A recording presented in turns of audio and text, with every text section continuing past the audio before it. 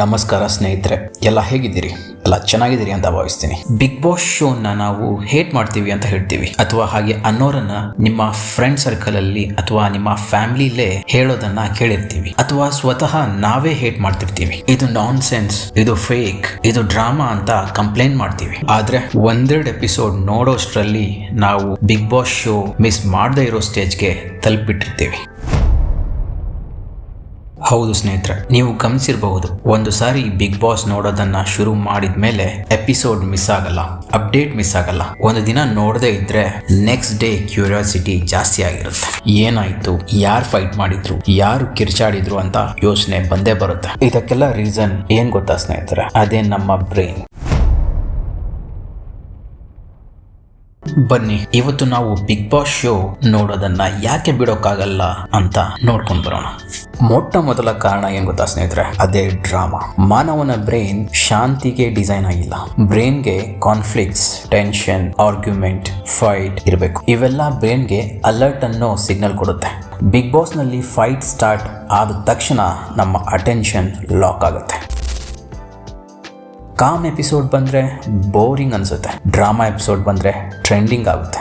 ಇದು ಕೋಇನ್ಸಿಡೆನ್ಸ್ ಅಲ್ಲ, ಇದು ಬ್ರೈನ್ ನೇಚರ್. ಎರಡನೇ ಕಾರಣ ಎಮೋಷನಲ್ ಅಟ್ಯಾಚ್ಮೆಂಟ್. ಕಂಟೆಸ್ಟೆಂಟ್ಸ್ ಅನ್ನು ನಾವು ಒಮ್ಮೆ ನೋಡಲ್ಲ, ಪ್ರತಿದಿನ ಪ್ರತಿ ಎಪಿಸೋಡ್ ಅವರ ಮಾತು, ಅವರ ನೋವು, ಅವರ ಕಣ್ಣೀರು ನೋಡ್ತೀವಿ. ನಮ್ಮ ಬ್ರೈನ್ ಸ್ಲೋಲಿ ಡಿಸೈಡ್ ಮಾಡುತ್ತೆ, ಇವನ ಸ್ವಭಾವ ನನ್ನ ಹಾಗೆ ಇದೆ ಅಲ್ವಾ ಅಂತ, ಇವಳು ಜೆನ್ಯೂನ್ ಆಗಿದ್ದಾಳೆ ಅಂತ. ಅದೇ ಮೂಮೆಂಟ್ ನಲ್ಲಿ ಎಮೋಷನಲ್ ಬಾಂಡ್ ಕ್ರಿಯೇಟ್ ಆಗುತ್ತೆ. ಅವರು ಔಟ್ ಆದ್ರೆ ನಮಗೂ ಹರ್ಟ್ ಆಗುತ್ತೆ. ಇದು ರಿಯಲ್ ರಿಲೇಶನ್ಶಿಪ್ ಅಲ್ಲ, ಆದ್ರೆ ಮನಸ್ಸಿಗೆ ರಿಯಲ್ ಅನ್ಸುತ್ತೆ ಸ್ನೇಹಿತರೆ. ಮೂರನೇ ಕಾರಣ ಜಡ್ಜ್ ಮಾಡೋ ಫ್ರೀಡಮ್. ಹೌದು, ರಿಯಲ್ ಲೈಫ್ನಲ್ಲಿ ನಾವು ಎಲ್ಲರನ್ನ ಓಪನ್ ಆಗಿ ಜಡ್ಜ್ ಮಾಡೋಕ್ಕಾಗಲ್ಲ. ಅದೇ ಬಿಗ್ ಬಾಸ್ ಶೋನಲ್ಲಿ ಫುಲ್ ಫ್ರೀಡಮ್ ಇರುತ್ತೆ. ಶೋ ನೋಡ್ಬೇಕಾದ್ರೆ ನಾವು ಅವನು ರಾಂಗ್, ಅವಳು ಡ್ರಾಮಾ, ಇವನು ಫೇಕ್ ಅಂತೆಲ್ಲ ಕಾಮೆಂಟ್ಸ್ ಕೊಡ್ತಿರ್ತೀವಿ. ಇದರಲ್ಲಿ ರಿಸ್ಕ್ ಇರಲ್ಲ. ಜಡ್ಜ್ ಮಾಡೋದ್ರಿಂದ ನಮ್ಮ ಈಗೋ ಸ್ಯಾಟಿಸ್ಫೈ ಆಗುತ್ತೆ, ಮನಸ್ಸು ನಾನೇ ಬೆಟರ್ ಅಂತ ಫೀಲ್ ಮಾಡುತ್ತೆ. ನಾಲ್ಕನೇ ಕಾರಣ ಅನಿಶ್ಚಿತತೆ, ಅಂದ್ರೆ ಅನ್ಸರ್ಟನಿಟಿ. ಹ್ಯೂಮನ್ ಬ್ರೈನ್ ಸರ್ಟನಿಟಿಗಿಂತ ಅನ್ಸರ್ಟನಿಟಿಗೆ ಅಡಿಕ್ಟೆಡ್ ಆಗಿರುತ್ತೆ. ಬಿಗ್ ಬಾಸ್ ನಲ್ಲಿ ನೆಕ್ಸ್ಟ್ ಎಪಿಸೋಡ್ ಏನು, ಎವಿಕ್ಷನ್ ಇದೆಯಾ, ಫೈಟ್ ಆಗುತ್ತಾ, ಟ್ವಿಸ್ಟ್ ಇರುತ್ತಾ ಅಂತ ಹುಡುಕ್ತಾ ಇರ್ತೀವಿ. ಬ್ರೈನ್ ರಿಲ್ಯಾಕ್ಸ್ ಆಗಲ್ಲ, ಕ್ಯೂರಿಯಾಸಿಟಿ ಲೂಪ್ ಸ್ಟಾರ್ಟ್ ಆಗುತ್ತೆ. ಜಸ್ಟ್ ಒನ್ ಮೋರ್ ಎಪಿಸೋಡ್ ಅಂತ ನೋಡ್ತೀವಿ. ಅದೇ ಆ ಅಡಿಕ್ಷನ್ ಲೂಪ್. ಐದನೇ ಕಾರಣ ಭಾವನಾತ್ಮಕ ಮೇಲುಗೈ, ಅಂದ್ರೆ ಎಮೋಷನಲ್ ಸುಪೀರಿಯಾರಿಟಿ. ಕಂಟೆಸ್ಟೆಂಟ್ಸ್ ಸ್ಟ್ರಗಲ್ ಮಾಡ್ತಾರೆ, ಟಾಸ್ಕ್ಸ್ ಆಡ್ತಾರೆ, ಪ್ರೆಷರ್ ಅನುಭವಿಸ್ತಾರೆ, ಕ್ಯಾಮ್ರಾಗಳ ಮಧ್ಯೆ ತಮ್ಮ ವ್ಯಕ್ತಿತ್ವಗಳನ್ನ ಪ್ರದರ್ಶನ ಮಾಡ್ತಾರೆ. ಆದ್ರೆ ನಾವು ಸೋಫಾ ಮೇಲೆ ಸೇಫ್ ಆಗಿ ಕೂತ್ಕೊಂಡು ನೋಡ್ತಾ ಇರ್ತೀವಿ. ನಮ್ಮ ಮನಸ್ಸು ಥಿಂಕ್ ಮಾಡುತ್ತೆ, ನಾನು ಅಲ್ಲಿ ಇದ್ದಿದ್ರೆ ಬೆಟರ್ ಆಗಿ ಹ್ಯಾಂಡಲ್ ಮಾಡ್ತಿದ್ದೆ ಅಂತ. ಆದ್ರೆ ಇದೆಲ್ಲ ಬ್ರೈನ್ಗೆ ಗುಡ್ ಫೀಲ್ ಕೊಡುತ್ತೆ.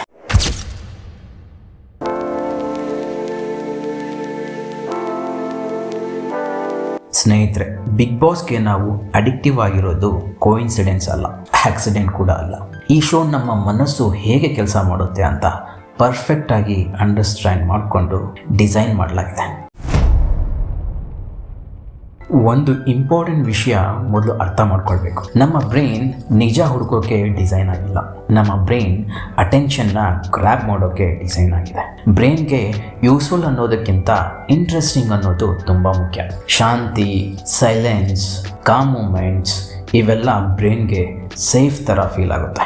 ಆದರೆ ಇದೆಲ್ಲ ಬೋರಿಂಗ್ ಆಗಿರುತ್ತೆ. ಫಾರ್ ಎಕ್ಸಾಂಪಲ್, ನಾವು ಧ್ಯಾನ ಮಾಡೋಕೆ ಕೂತ್ರೆ ಜಾಸ್ತಿ ಹೊತ್ತು ಕಾನ್ಸಂಟ್ರೇಟ್ ಮಾಡೋಕೆ ಆಗಲ್ಲ.